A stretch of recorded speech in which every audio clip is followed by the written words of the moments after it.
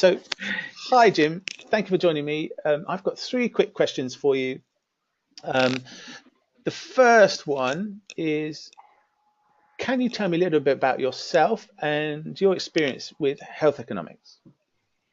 Sure. Well, I am a health economist. I've got a master's degree in health economics. I've worked for NICE. I've submitted to NICE, submitted to the Scottish Medicines Consortium, the All Wales Medicine Strategy Group, done lots of different work for pharmaceutical companies and healthcare companies and publications. And yeah, I've done quite a lot with health economics, I think.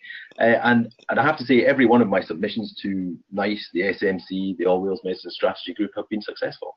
So Fantastic. yeah, yeah, So I think it's basically, what you're saying is you've got a pretty good experience of health economics, and that's um, with you working at Spirit Healthcare, and so yeah, that's a yeah. fantastic resource we have.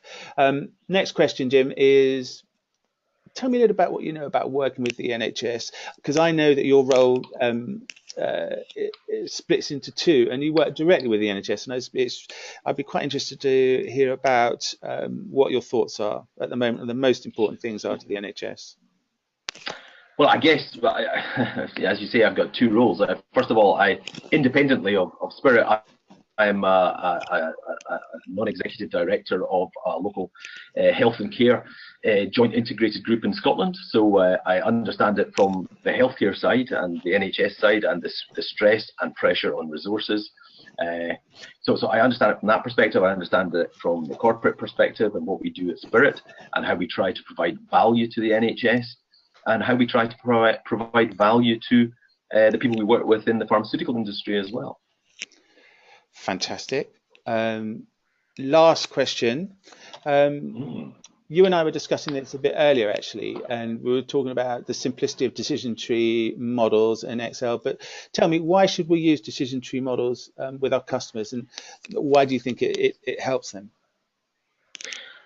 Well, I mean, I like Markov models too, don't get me wrong, but I think if we're going to talk about how we change patient pathways, that is in itself a decision tree where people come to nodes and they decide what they're going to do with patients. So it just extends that particular way of looking at how you manage care into how you manage patients through a natural decision tree.